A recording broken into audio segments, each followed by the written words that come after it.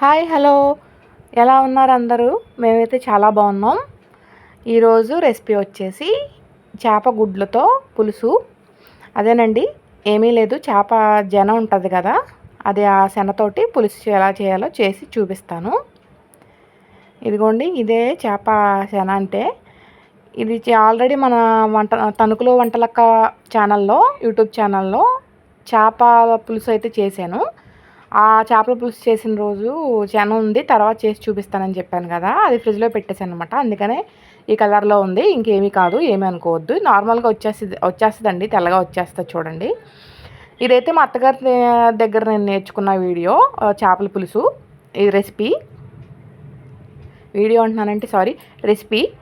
అంటే మా అత్తయ్య గారు నేర్పించలేదు నాకు, మా వారు చెప్పారండి. మా మా అమ్మ ఇలా చేసేది అని చెప్పి మా వారు నాకు చెప్పారు. నేను అలా ప్రాసెస్లో చేస్తానన్నమాట, ఎప్పుడు ఇలానే చేస్తాను. కొంచెం కొద్దిగా ఉంటే నేను మామూలుగా చేపల పులుసులో వేసి చేసేస్తానండి. కొంచెం ఎక్కువ క్వాంటిటీ ఉంటే ఇలా ఉడకపెట్టుకుని దానిని ఫ్రై లాగా అయినా చేయొచ్చు, లేదంటే ఇలా పులుసులాగానైనా చేసుకోవచ్చు. బాగుంటుంది. ఫ్రై అయితే చారు, పప్పుచారులు వాటిల్లోకి చాలా బాగుంటుంది టేస్ట్గా. ఇలా అయితే పులుసులో అయినా చాలా బాగుంటుంది. ముందుగా అయితే ఇలా ఉడకపెట్టుకోవాలి. అలా డైరెక్ట్గా వాటర్లో వేసి ఉడకపెడితే అవి గుడ్లు అనేవి చల్లాచెదురైపోతాయండి. అలా చేయకూడదు. ఒక క్లాత్లో వేసి మూటలాగా కట్టి, నేను చూపిస్తున్నాను కదా వీడియోలో, అలా కట్టి వాటర్ మరగబెట్టిన తర్వాత అందులో పసుపు, ఉప్పు, గరం మసాలా, కరివేపాకు వేసి మరగబెట్టానండి వాటర్. ఆ వాటర్లో ఈ మూటను వేసేసి ఒక పావుగంట తర్వాత ఉంచితే ఇలా ఇలా అయిపోద్ది. ఇలా అయిపోయిన దాన్ని మనం ఇలా చాకుతో ఎంత పీస్ కావాలో అంత పీస్ మనం కట్ చేసుకోవాలి. నేను తొందరగా తీసేసానండి, ఇంకా కొంచెం సేపు ఉంచుకోవాలి.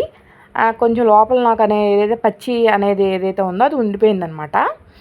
ఏం పర్లేదు, అయినా మనం పులుసులో వేస్తాం కదా, అది గట్టి పడిపోద్ది, ఏమి విడిపోవు. నేను పులుసు చేపిస్తాను, చూడండి, చూపిస్తాను ఎలా చేస్తానో అలా అనమాట. ఇంకో 5 మినిట్స్ ఉంచుకుంటే మీకు మిగతాది కూడా ఉడికిపోద్ది అనమాట. ఇలా కట్ చేసుకుని పక్కన పెట్టేసుకున్న తర్వాత చేపల పులుసు కోసం పొయ్యి మీద పెట్టేసి ఆయిల్ అనేది వేసేసాను. నాకు ఒక 3-4 టేబుల్ స్పూన్లు, పెద్ద టేబుల్ స్పూన్స్ ఉంటాయి కదా, అంత నూనె అయితే పట్టింది. అది వేసేసిన తర్వాత ఆనియన్స్, పచ్చిమిరపకాయలు అనేది నేను వేసేసాను. కరివేపాకు కూడా వేసాను. యాజ్ యూజువల్గా ఎప్పుడు మన వీడియోస్ చూసే వాళ్ళకి తెలుస్తుంది, యాజ్ యూజువల్గా ఎప్పుడు ఉల్లిపాయలు వేసిన తర్వాత పసుపు, ఉప్పు అనేది నేను వేస్తానన్నమాట. ఎందుకంటే ఉల్లిపాయలు తొందరగా వేగిపోతాయి ఉప్పు వేయడం వల్ల. ఇంకా సిమ్లో పెట్టి మూత పెట్టేసి అప్పుడప్పుడు కదుపుకుంటూ ఇలా బ్రౌన్ కలర్ వచ్చే వరకు వేయించుకోవాలి. అల్లం వెల్లిపాయ పేస్ట్ ఒక స్పూన్ వేసాను. ఇది కూడా కొంచెం పచ్చివాసన పోయే వరకు మనం ఆనియన్స్లో ఫ్రై చేసుకోవాలి. ఫ్రై చేసుకున్న తర్వాత మనం ఇంకా ఇవి వేసిన తర్వాత ఎక్కువ చేపల కూరని అయితే ఎలాగైతే కదపకూడదో, వీటిని కూడా అలా ఎక్కువ గరిటె పెట్టి కదపకూడదు.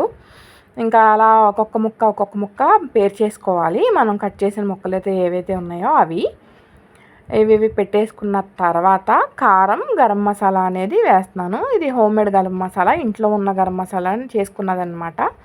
అదే నేను 2 టేబుల్ స్పూన్స్ వరకు వేసాను. చూడండి, టైట్ అయిపోతాయి అవి కొంచెం పచ్చిగా ఉన్నాయి కదా, అవి కూడా బిగుసిపోతాయి. మూత పెట్టేసి సిమ్లో పెట్టేసి ఉంచేస్తే మనకి అయిపోతాయి, ఉడికిపోతాయి అనమాట. ఏం కంగారేం పడద్దు.